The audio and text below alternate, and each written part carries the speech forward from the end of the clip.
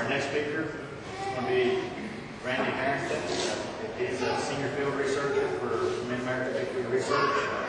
And he's going to talk about his research in this area. And one thing I can say about Randy is his exuberance for research. When you're out there with him and you're dead to the world, you don't feel like you can go anymore, Randy's right there ready to go do some more of it. So. I've left many people stuck as well. So here's Randy. I'm not going to try to bore you guys too much. You know, there have been so many variations of what this animal looks like from just as many different sightings. People have different images of these animals and what they look like. Some of them more human, some of them more ape-like. Now, the one that I came in close proximity to down at Jigsaw Park, clearly more apish. Leaned over, swinging arms, all the way down to the knees. My impression of a living, breathing animal of the ape subspecies. That was my impression. But that doesn't take away from the intelligence of this animal. I've learned things over the last several years about the intelligence of this animal that hopefully will lead us to understand how they can be so elusive and so smart to stay away from us the way they do. To give you an idea, there's a lady on the north side of Lake Ulaga in northeast Oklahoma, and that's where I'm doing a lot of my research right now. We spoke to her, and she witnessed a female Bigfoot come out of the woods and was eating fruit off the tree behind her house. And she said that there was two young ones that may have been about what appeared to be the age of maybe 5-year-old children running around. You know, and she said a couple times the little ones would start to go around the corner of her house. And she said the female was eating, and all she did was slap her leg. And these two little Bigfoots would come running in, and there was one, each one would latch onto each leg. So you have a discipline, a nonverbal discipline with their youngsters. That's pretty uncanny. You know, if they've got a disciplined child, hell, how many of our children are that disciplined? So, but to them it's important. It's important to have a disciplined child if they're going to stay hid from us. And so those are the kind of things that I take out of these reports that I read, to take them with me. I try to learn about these animals and what I can do to increase my chances to have a sighting by knowing what they do and knowing, you know, their curiosities and how they behave. You know, and it all started here about 4 years ago.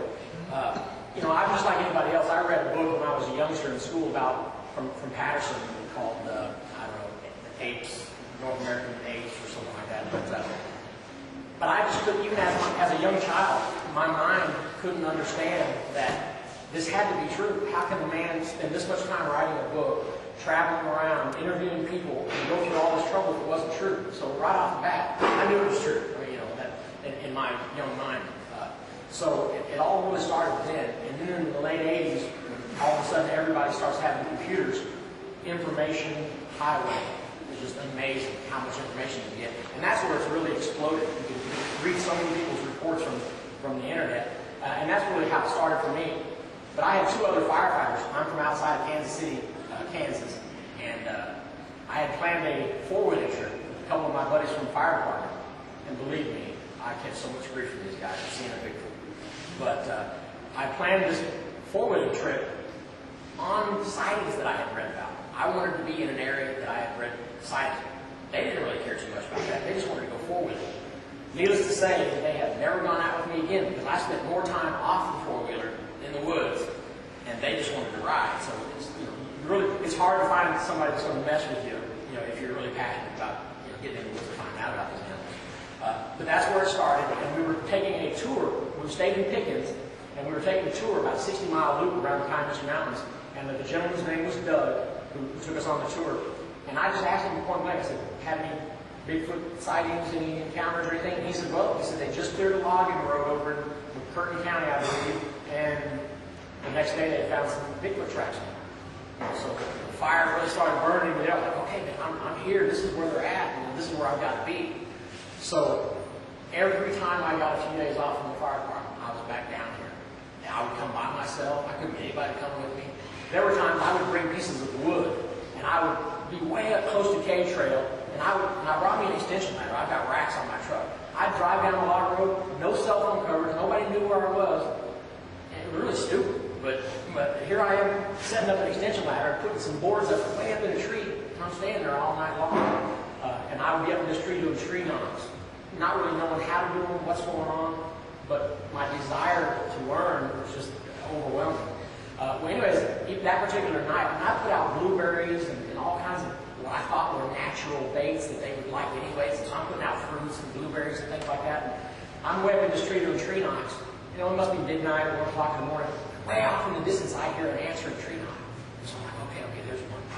So I wait a while, sit there for a while, and then I stand up and I do another tree knock. And then I hear another response. It's a little bit closer. I'm like, okay, let's get closer. This is for real.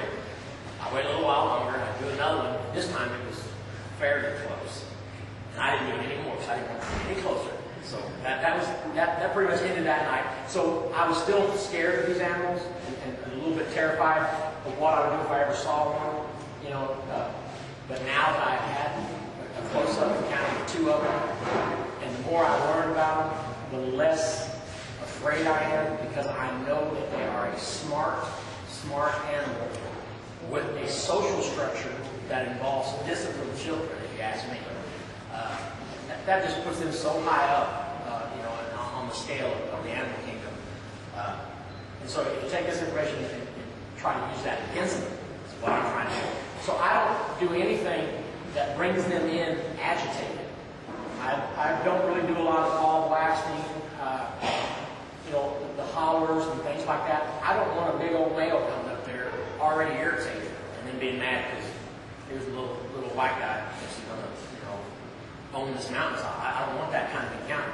I want them to come up out of curiosity, because I think an animal that comes up, a smart animal that comes up out of curiosity has a different mindset. If they're curious, they're not mad at you. They're just curious. But if they're angry with you, I don't know how you'd ever stop them from being angry if they decide they're angry at you. So that's how I do.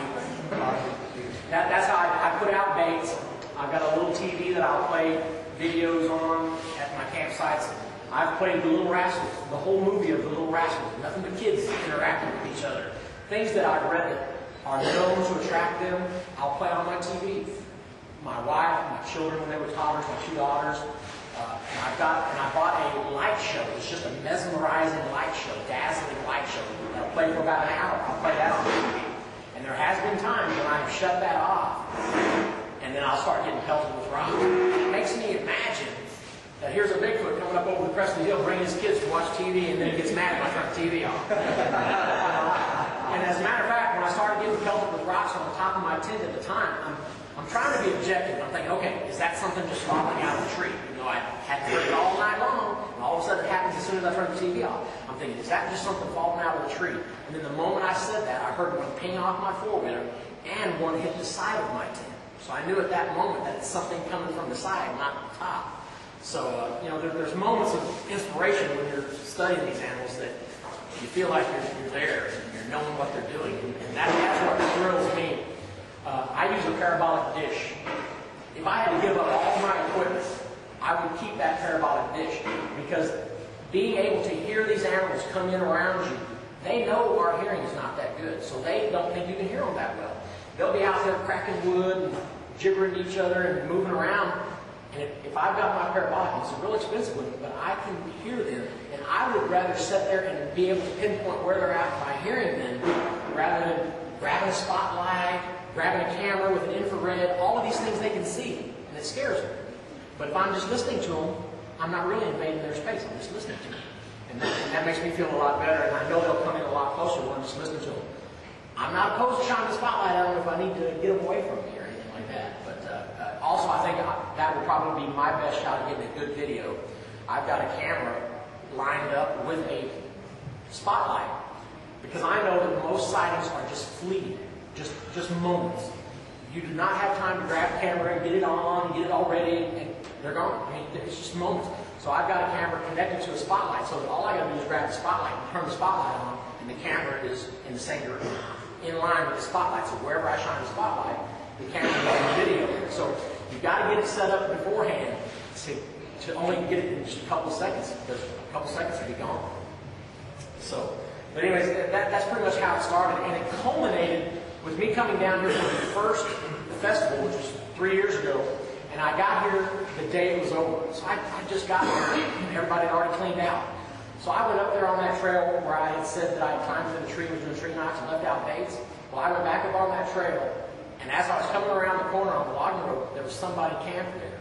And I knew that they must have been here for the Bigfoot Festival, so I just kind of stopped and talked to them. It was 10 o'clock at night, and it was dark, and I said, hey, you guys had any sightings, seen anything? You know, naive me, just assuming that you could talk to anybody about Bigfoot. And fortunately, these people were there doing some Bigfoot research. We became good friends. He's a gentleman who lives in St. Paul's in south central Oklahoma. And he told me that they like coming here to the Comanches and that he has been habituating a clan of Bigfoots in the Chickasaw Park for years. Said he's seen them many, many times, different sized ones, you know, a breeding population, a family clan there. So he and I met several times here. And at one time we met here, it had rained. And about 8 miles west, there was a low-lying area where I had a close tree knocking with my family there, my wife and 2 teenage daughters. And needless to say, that was the last time that they'd gone out with me. But I was going to bring my friend to that spot, but it had rained the day before, so it was so muddy. We had to find a new place in this area because we couldn't go there. So we got to thinking about the dumpsters out here, and how a couple of people had sightings coming up to these dumpsters of something running back into the woods that was digging through the trash. And also, just down that road is the old Tim Humphreys cabin. And to read his report, he talked about them coming in from across the road. So all of this activity is across that highway. And so I told my friend, I said, if they're coming into this dumpster on a regular basis, if it's an ever-changing food supply, so you have to be somewhat smart. You can't just randomly think, okay, I'm going to go out and see one tonight. You try to put yourself in a place that you think they're going to be at. So I said, well, if they're coming in on a regular basis to feed in this dumpster, anywhere up on those ridges in behind there, they would come somewhat close to our campsite. If they hear us or smell us or see us, maybe they'll come on over and check us out. So that's what we did. About 2 or 3 miles in that direction, we set up our campsite, and we got the Ridge Walker video after about 3 days. We had put out bait stations, you know, things like that. At that point, we hadn't used any game cams. I never used any game cams at that point, so they avoid them anyways. So we basically just put out bait stations to draw them in. And on the 3rd day, we actually had taken advice from Mary Green. I like Mary Green. I think she's doing good research in Tennessee. She said that if you want to get one on video, put your camera behind you and away from you. She said the Bigfoots will not come up into your view.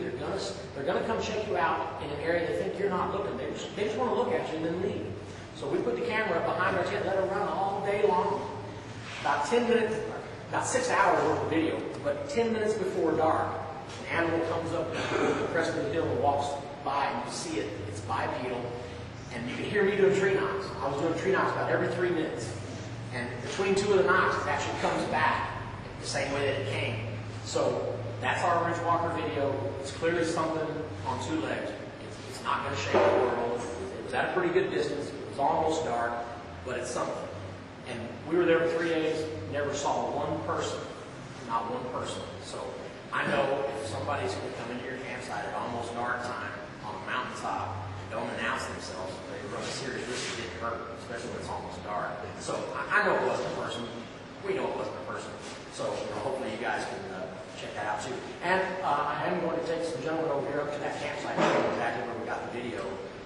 But it's been an exciting ride for me. I love this area.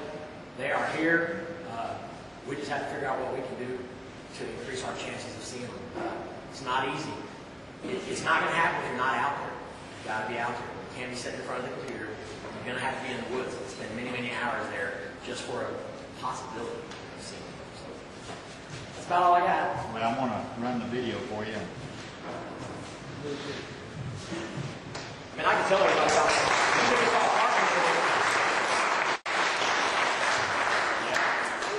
After this video, why don't you go ahead and film that? Yeah, and I'll tell you guys what happened in Chickasaw Park when I saw you. You might want to step up there and show them where. Well, you'll see that our tents were here, and the camera's pointing this way. The animal comes across this way, and you'll see it there. Go there. See it? Right there. And you'll hear me doing another tree knock. and it comes back the same way. It comes right back up that little draw and walks back up this way. You see its head cross between these. We think there may have been a male behind this tree because we see some movement behind this tree. And there's no leaves blowing at all on that whole hillside. So you've got movement here, which we know that males sometimes come up to campsites and make sure everything is safe while the smaller ones do the foraging. You know, so we do know that. And they're never alone. So if you see one, know they're not alone. But actually, I've got the DVD out of my trailer. And when you see it on TV, it's a lot clearer than it's here. See? Yeah. I mean, it was there. And that's right where we had our bait set out. So, you know, it's unfortunate that sometimes that's the best we can hope for. I mean, isn't it amazing that these animals just stay away from us? They just really don't have much to do with us. But anyways, the gentleman that I met up here, I had went down to the Chickasaw Park to meet him. We were going to do some research in his park that he had been feeding him. I arrived down there and it was February. It was cold. I pulled into the park and he wasn't going to be able to meet me till the next night. So I pulled into the park and it's cold and I just started to look around and I realized I'm the only one there.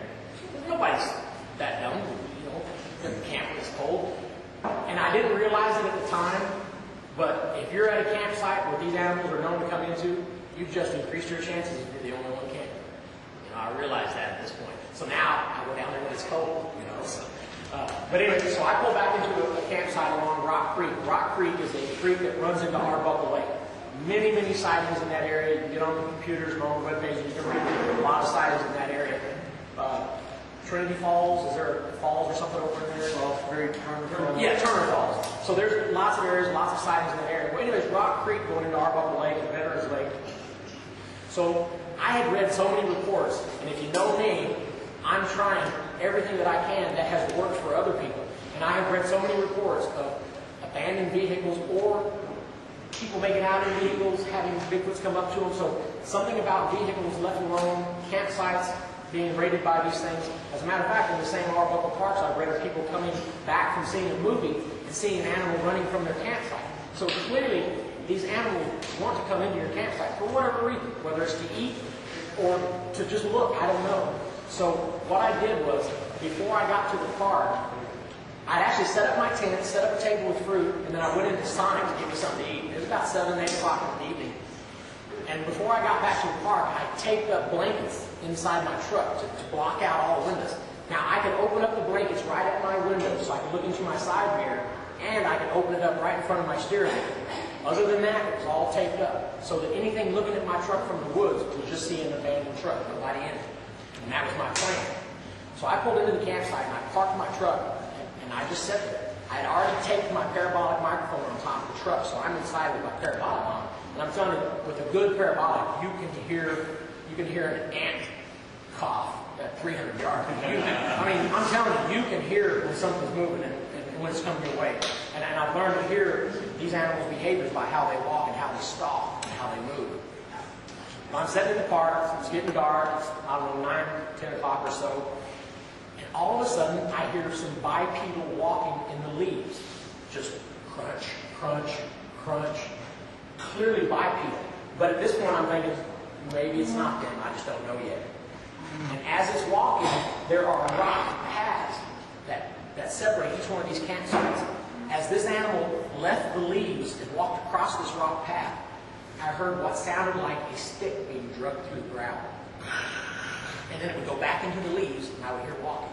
Every time it crossed a rock path, I would hear the stick drag. And I'm like, am I hearing that this animal is dragging a stick? Is it a beaver? You know, what other animals would be dragging a stick with?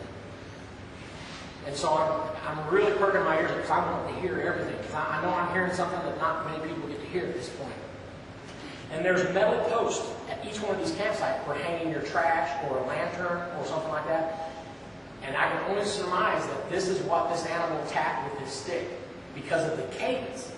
A cadence is how much interval, how much time and space between hitting these posts. I can only assume that it was tapping the post as it went from campsite to campsite because I was hearing bang, and then a minute or two later I hear another bang.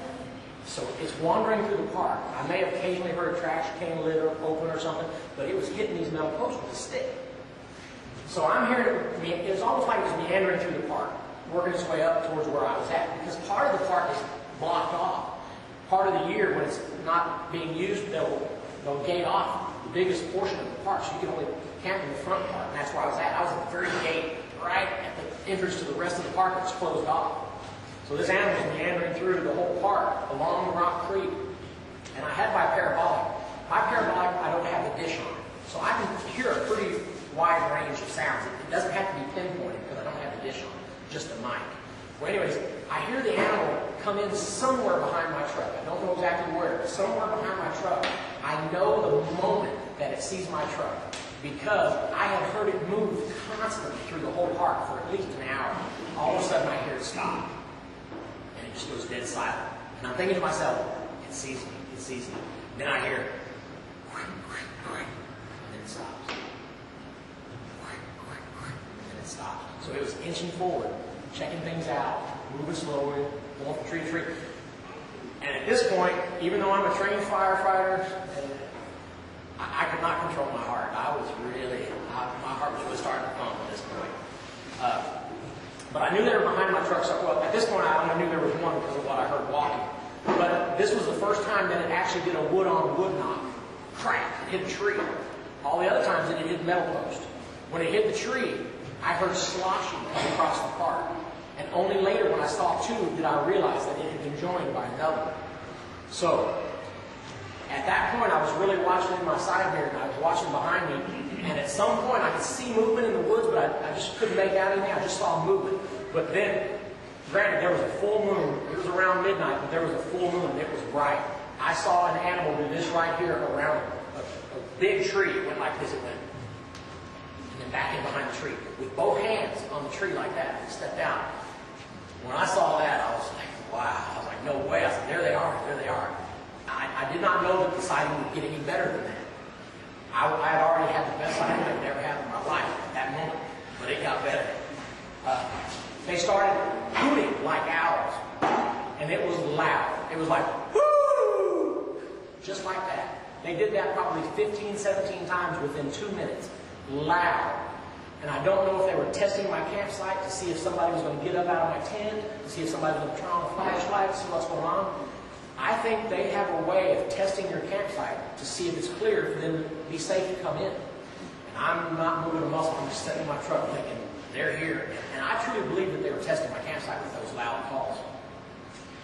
So I'm just watching where I saw that movement around the tree. I'm keeping my eye on that spot. And then all of a sudden, after all of these owl calls, as a matter of fact, owl calls continued as they were coming up. Two of them broke from the woods and came up behind my truck. And I saw a full frontal view of the big one. It had long arms and it was moving pretty quick. I'm going to do it slowly, but it was moving pretty quick, running up to the back of my truck like this. And the other one made this call to it, was bumping into it, trying to keep up with it. They were bumping into each other. As soon as they got to the back of my truck, it gets to me now. I was looking at my side mirror, and this animal grabbed the side racks on my truck. And I watched it curl its fingers around the side post, because I'm watching it, and I saw the hair on its shoulders. And it stepped around the side of the truck, and it's looking down the side of my truck. I don't know why it didn't see. My windows are kind of tinted a little bit, and I was just peeking. I did not want it to see me. So I don't think it saw me, but I imagined it was looking right at me in my mirror. That's what I saw. And when it stepped around the side of the truck, I thought it was coming down the side of the truck and was going to look in my window. And my heart was beating like you would not believe how bad my heart was beating. As a matter of fact, I could just see my shirt going. And I thought, he's touching my truck. He can feel my truck move from my heart pumping. So I pulled my back off the seat of the truck because I didn't want to know I was in there. I didn't want him to feel it. Well, only later did I realize they were keeping this truck between them and the tent. They keep something between them and what they perceive as their danger spot, which would have been the tent. So they actually stayed behind the truck, and they rifled through stuff in my truck. Now, I had a video camera in my hand. Believe me, if I could have that night back, maybe I would have stepped out. I don't know. But I didn't. I truly believed that they would come around the front of my truck, and I was going to hit my headlights and catch them right in my headlights. They never did. They They never did come in the front of the truck. They stayed behind the truck and immediately started rifling through the stuff in the back of my truck. I had a generator back there. They turned it over.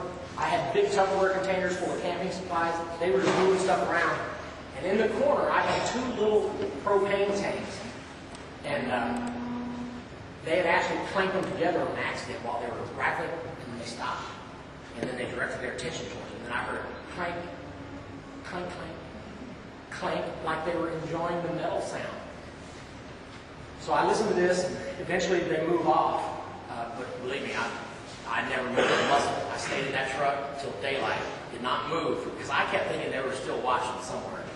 But at some point, could have been an hour, could have been 2 hours later, I thought I heard way off on Bromide Hill, clang, clang, like they were banging some. But I didn't know till the next morning that my tanks were gone. Yeah, yeah. And I told my friend that. I said, "You are not going to believe this. They were at the back of my truck. One of them was up on my bumper. They took my tanks." He said, "It's funny that you say that." He said, "Because I know that they swipe stuff out of trucks." He said, "One time I heard what sounded like a drum back on Bromide Hill. When he was hiking up there one time, he found a 5-gallon bucket and a long-handled screwdriver shoved down in the dirt up there, where maybe they lifted it out of the back of the truck and beat on it for a while so they got tired of it and threw it down." So these are curious, smart animals that will take stuff to play with. I mean, who knows? Who knows? But the sighting that I had, the encounter that I had, encompassed so many different behaviors within one sighting, as well as the visual. Only now that I talk to people and talk about people's sightings do I know how lucky I was just to see what I saw that night, because there were so many things about that revealed to me, how shy they are and how smart. It's just an amazing, amazing ride. So I hope you guys enjoyed this story.